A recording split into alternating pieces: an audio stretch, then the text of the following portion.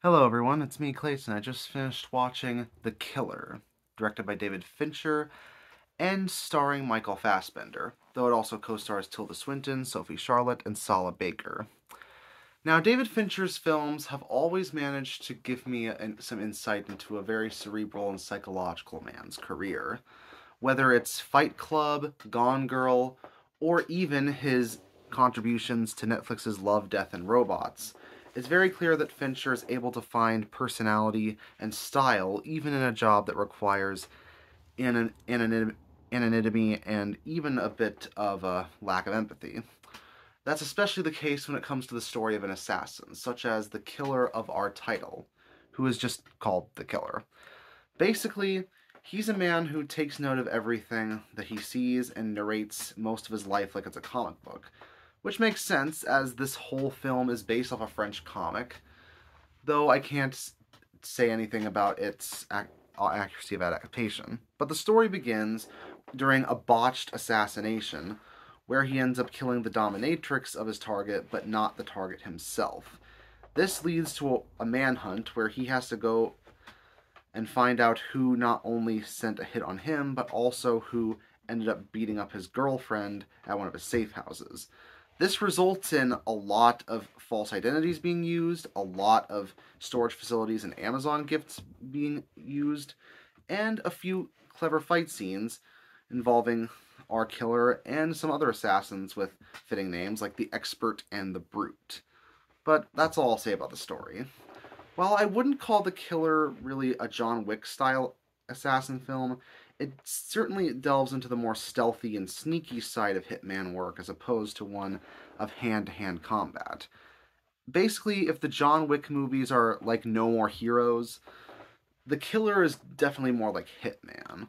Definitely more subtle and more based on clever movements and knowing the layout of an area, but still deadly and efficient when it comes to getting the kill in. Especially because the kills in this film are definitely things that assassins would go for. Whether it's poisoning beverages, or tying someone up and torturing them with information, even with a nail gun, storming into someone's house and reducing someone's pet to one in cardiac arrest, even using storage facilities to hide various pieces of equipment. Michael Fassbender really ends up feeling like a professional hitman in every single way. And even at 46, he still manages to do well in the fight scenes. And some other cast members do a great job too. Sala Baker manages to be quite intimidating in his limited role as the Brute, again a fitting name. And for the man who played Sauron in the Lord of the Rings films, he's still got it when it comes to physicality. But Tilda Swinton also does pretty well in her role in the story as well, as a fellow assassin who prefers to talk the talk when it comes to why a killer goes through these various escapades and what their motivations truly are. I just love Fassbender and Swinton in their scene, and obviously Swinton's an acting legend in her own right.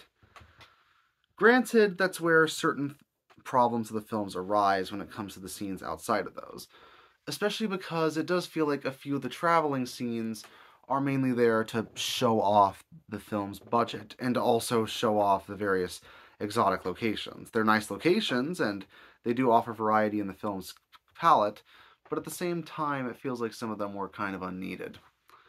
Also, the film's psychological nature means that the fight scenes are limited and most of it is just following this killer's life as he goes through this job to find the client who ended up ruining his entire life. So it's a lot more wandering around and a lot more investigation work and less actual killing than you'd think.